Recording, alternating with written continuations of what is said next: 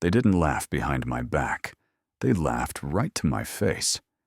"Crypto?" my boss yelped one morning, loud enough for the entire office to hear. "David's investing in fake money now. Must be nice to have money to throw away." Everyone laughed. I didn't. I smiled, sort of, and back to my screen. Not because it didn't hurt, because I had already seen what they hadn't seen. I had watched it rise. I had seen the future flash on my screen at 2:14 a.m., under the dead blue light of my kitchen. My name is David. I am 36, divorced, no kids. I work a job that most people forget exists. Middleman aging boxes that traverse the world faster than people do. By day, I managed shipping routes. By night, I studied volatility charts like they were holy texts. No one saw it. Not really. They saw me skipping lunches, heard notions that I had cashed out part of my 401k. They whispered when I took longer hours than they did. They said I was chasing a dream. What they didn't know was I had already caught the tail of it. I didn't need their validation. What I needed was time. One afternoon, I was fixing a pallet manifest when I overheard Mark, my boss, talking to another supervisor. "David's gonna lose his shirt. The guy can't even pick a half-decent lunch spot. You think that guy's gonna outsmart Wall Street?" That night, I went home and watched Ethereum cross $1,800. I had $47,000 in holdings. I never told anyone. Because this thing wasn't about money. It was about all the times they put me down in meetings, all the times they visibly rolled their eyes at me when I mentioned DeFi or smart contracts, about the jokes, the smirks. They thought I was being reckless. I was being patient. I wasn't gambling. I was building something, quietly, alone, and without their permission. And one day soon, I'd pay off someone's mortgage with it, starting with theirs. You ever walk into a room and feel smaller just because someone else is already in it? That was Mark, always crisp, always loud, always right. Or at least, he made sure you felt like he was. I'd been working under him for 6 years. Same office, same stale coffee. Same condescending smile every time he dropped a spreadsheet on my desk, like it was a favor. Like I should be grateful to be included. He was the type of guy who thrived in fluorescent lighting, who wore his LinkedIn profile like a second skin. And I was just the quiet one, the guy with the headset, the one they always forgot to CC on the important emails. Mark had the corner office. I had a cubicle next to the printer. But I saw more from that cubicle than he ever saw from his view. I saw the future. I saw people tired of being owned by banks, tired of red tape. I saw a system cracking, quietly but steadily, and something new rising in its place. Crypto wasn't a game to me. It wasn't hype. It was the answer to a question I hadn't even known I was asking. And maybe that's what burned the most, that I could see it. And he couldn't. Every time I tried to talk to him about it, just casually over lunch or in between meetings, he'd brush me off. "Digital monopoly money," he'd say. "Tech bros playing with fake tokens."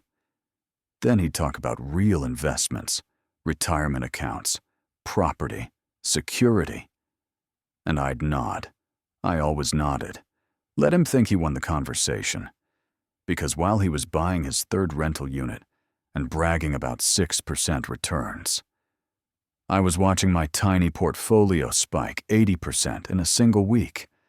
He once told me I lacked ambition, that I was comfortable in second place.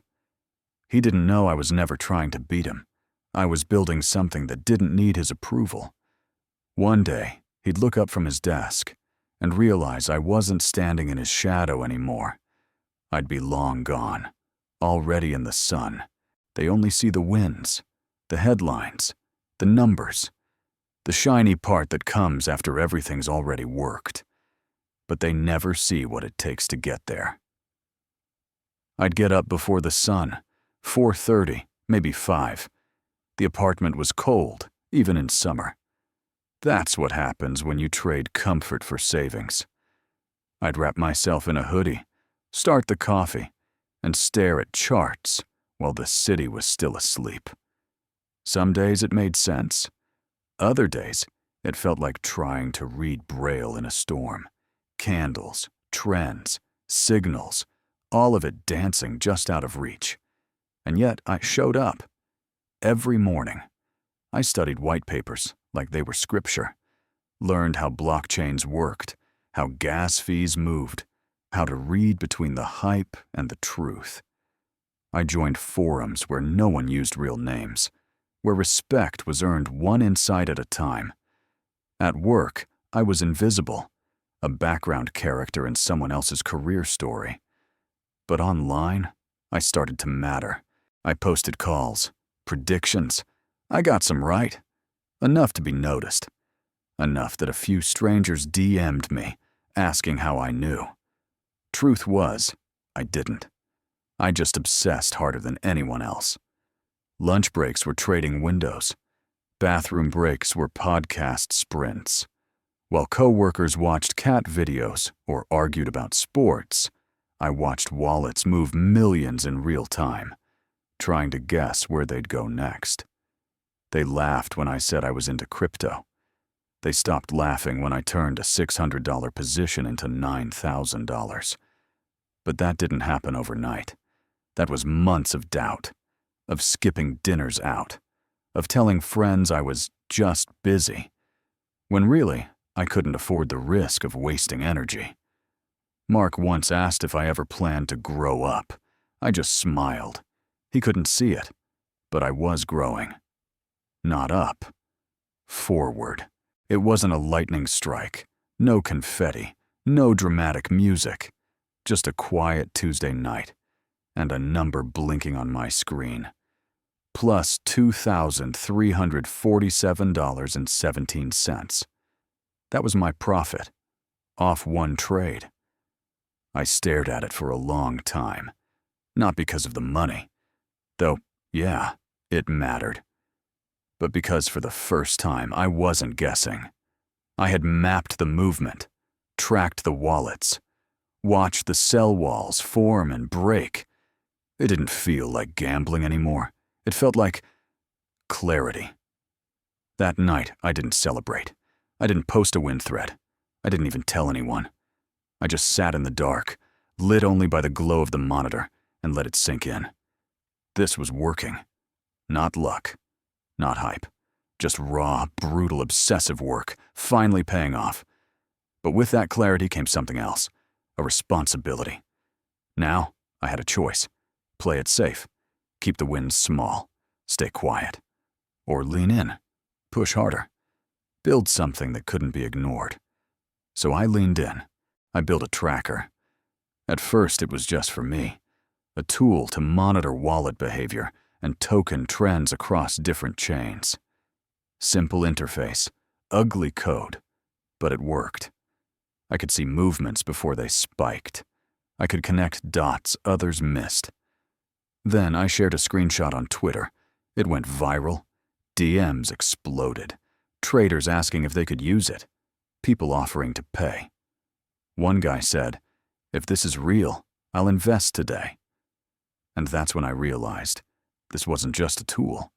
This was a product. For the first time in my life, I saw a door crack open, not just for profit, for purpose, for something I owned, something with my name on it. But I was still alone, still broke, still pretending at work that nothing was happening. The double life got heavier. Every spreadsheet I opened at the office felt like a betrayal. I didn't belong there anymore.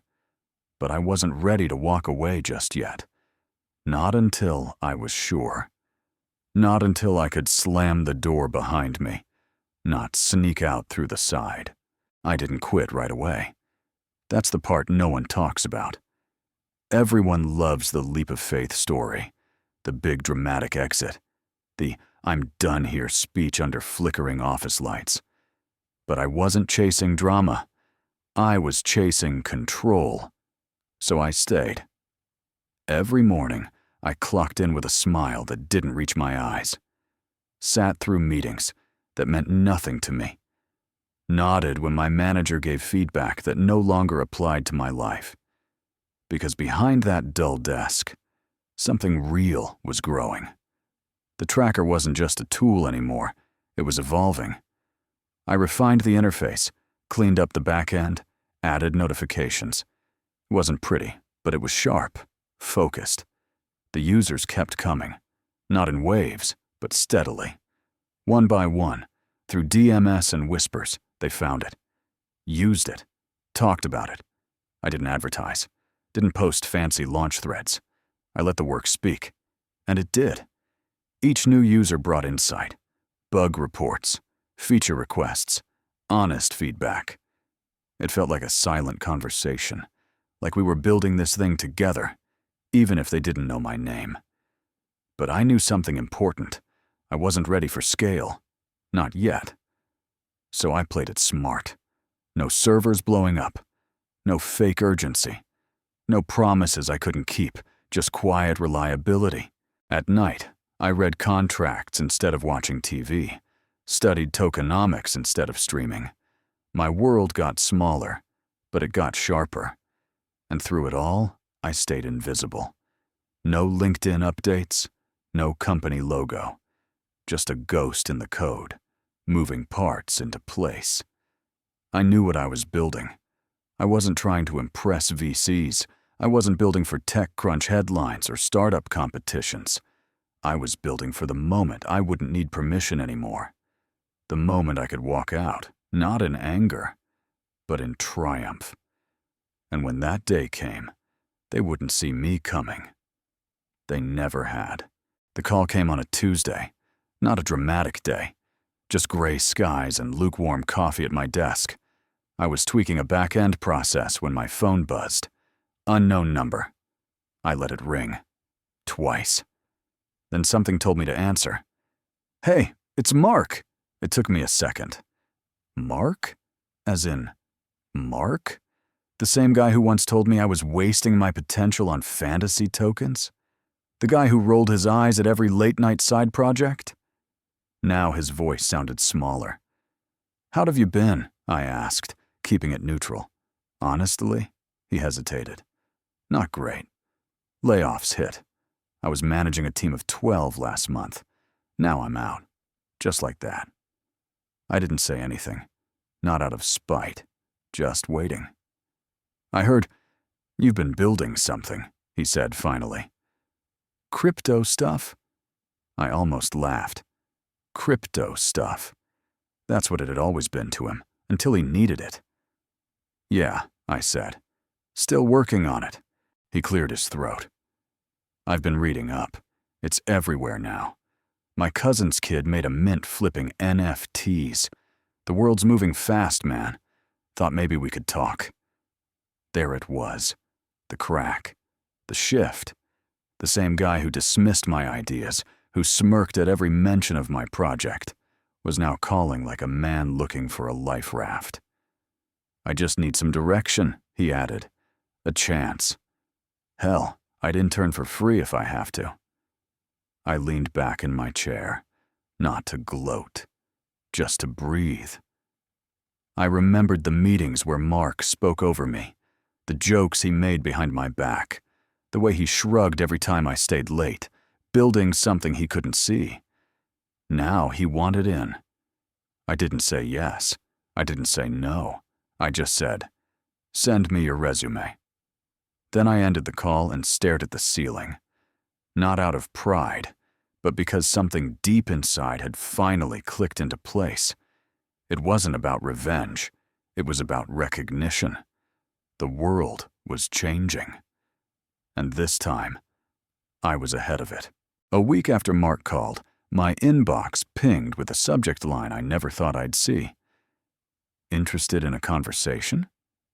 It was from David Lin, a partner at Northline Ventures, The same David who once passed on my pitch with a copy-paste rejection. Polite, professional, but cold. Now he wanted a conversation. I clicked the email. It was short, just a few lines. But there was something different in the tone. It wasn't distant. It wasn't dismissive. It was respectful. I read it twice before replying. We set a meeting for Thursday. When the Zoom call started, David smiled like we were old friends, like he hadn't completely ghosted me 2 years ago. "I've been following your project," he said. "Impressive traction. Word's getting around." I nodded. "We've been growing." He leaned in. "We'd like to come in early.